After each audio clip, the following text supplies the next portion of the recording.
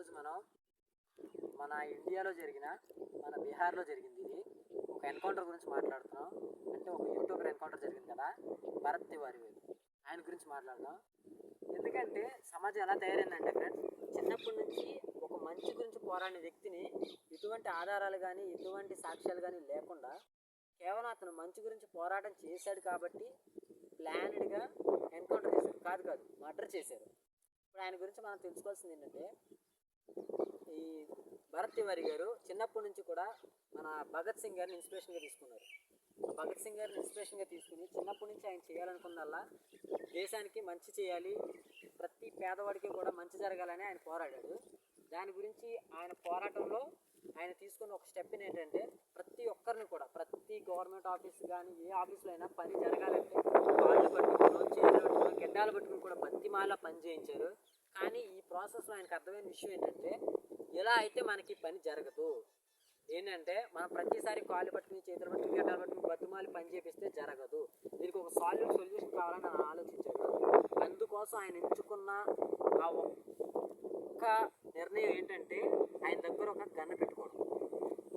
ఆయన ఒక గన్ను పెట్టుకున్నారు, ఒక నాటు తుపాకీ ఆయన దగ్గర ఉంచుకుని ఆయన ఎక్కడ ఏ పని జరగాలనుకున్నా కూడా ఆయన ఆ గన్ను చూపించి ఆ పని చేయించారు. అది ఒక స్కాము, ఒక కబ్జాను, ఒక ల్యాండ్ని దోచుకోవడం, లేదా ఒక బ్యాంక్ని దోచుకోవడం, 10 మందిని గ్యాంగ్ కింద తయారు చేసుకుని రోడేసి చేయడం కాదు. అదేమో ఆయన చేయలేదు. జస్ట్ జనాలకు మంచి చేశాడు. ఈ ఊరికి ఇది కావాలా, ఊరికి అది కావాలని చూపించి మంచి చేశాడు. ఆ మంచి చేసి కావాలంటే ఆయన వీడియోస్ మనం యూట్యూబ్లో చూడొచ్చు. ఆ మంచి చేసిన వ్యక్తిని ఒంటరిగా ఉన్నప్పుడు ప్లాన్గా చంపేశారు. దీన్ని ఏ విధంగా చేశారంటే, పోలీసులు పైకి ఒక రెస్క్యూ ఆపరేషన్లా చేశారు. అంటే ఆయన ఒంటరిగా ఉన్నాడని తెలుసుకుని ఒంటరిగా ఉన్న చోటకి ఆయన మామూలుగా పొలాల్లోకి నడుచుకుంటూ వెళ్ళినప్పుడు ఆయన ప్లాన్గా చుట్టుముట్టి ఆయన కోసం స్కెచ్ చేసినట్టుగా చుట్టుముట్టారు. కానీ మన భరత్ తివారీ గారు చాలా గట్స్ ఉన్న వ్యక్తి కదా, ఆయన దేనికి భయపడలేదు.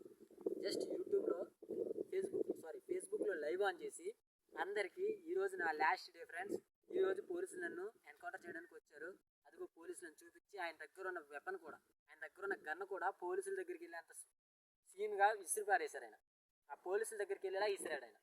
అంటే అంత ధైర్యంగా వాళ్ళు సరెండర్ అయిపోయి నేను వదిలేస్తా ఉన్నారు. సో ఆయన సరెండర్ అయిపోయాడు, వెపన్ విసిరేశాడు, ఆయన హ్యాండ్స్ బ్యాక్ సైడ్ పెట్టుకుని ఆయన సరెండర్ అయిపోయాడు. కానీ సరెండర్ అయిపోయిన వ్యక్తిని మమ్మల్ని షూట్ చేయడానికి ఆయన గన్న తీశాడు, మమ్మల్ని కాల్చిపోయాడని చెప్పి ఒక అపోహ సృష్టించి కావాలని 5 రౌండ్లు కాల్చారు. 30 మంది పోలీసులు 5 రౌండ్లు కాల్చి బాడీ మొత్తం తూటాలు పడిపోయేలా చేశారు. అంటే మంచి కోసం పోరాడిన ఒక వ్యక్తిని ఎంత దారుణంగా చెప్పారు. నాకు తెలిసి ఈయన భగత్ సింగ్ని ఇన్స్పిరేషన్గా తీసుకుని రెండో భగత్ సింగ్గా తయారయ్యారు. ఆ భగత్ సింగ్ని ఎలా 16 ఏళ్ళకే చంపేశారో, చిన్న యుక్త వయసులోనే చంపేశారో, ఈయన్ని అలాగే చంపేశారు. సో మనం ఎలాంటి సమాజంలో బతుకుతున్నాం అంటే, మంచి గురించి పోరాడితే అన్యాయంగా చంపేస్తారు. పొలిటీషియన్స్ ఎవరైనా కావచ్చు, మంచి గురించి మనం పోరాడితే ఇక్కడ మనం బతకలేదు అని మరొక్కసారి ఈ గవర్నమెంట్ రుజువు చేసింది, మన బీహార్ గవర్నమెంట్ రుజువు చేసింది. కానీ ఇప్పటికీ కూడా మన సోషల్ మీడియాలో ఎంత వైరల్గా మారిన మన భరత్ తివారీ గారి గురించి ఎంతలా మనం వాదిస్తున్నా కూడా మా గవర్నమెంట్ రెస్పాండ్ అవ్వట్లేదు.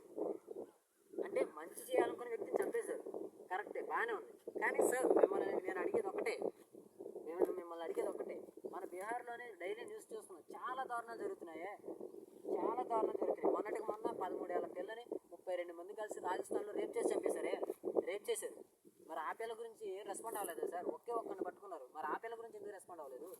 అలాగే మరి చాలా దారుణాలు జరుగుతున్నాయి. 11 ఏళ్ల పాపని ఒకడు అత్యాచారం చేయబోయాడు, వాడిని ఏమనలేదు, వాడిని ఏం శిక్షించారో కూడా తెలియదు. ఇలా చాలా ఉన్నాయి. మన దేశంలో జరుగుతున్న తప్పుల్ని కప్పిపుంచడానికి కొంతమంది పెద్దలు కలిసి చేస్తున్న నిర్ణయాలు ఇవి. నాకు తెలిసినంత వరకు ఇలాంటివి ఇంకా జరుగుతూనే ఉంటాయి. మనం వాటిని అడ్డుకోవాలంటే దయచేసి ఈ వీడియోని వైరల్ చేయండి, మీకు తెలిసినంత మందికి షేర్ చేయండి.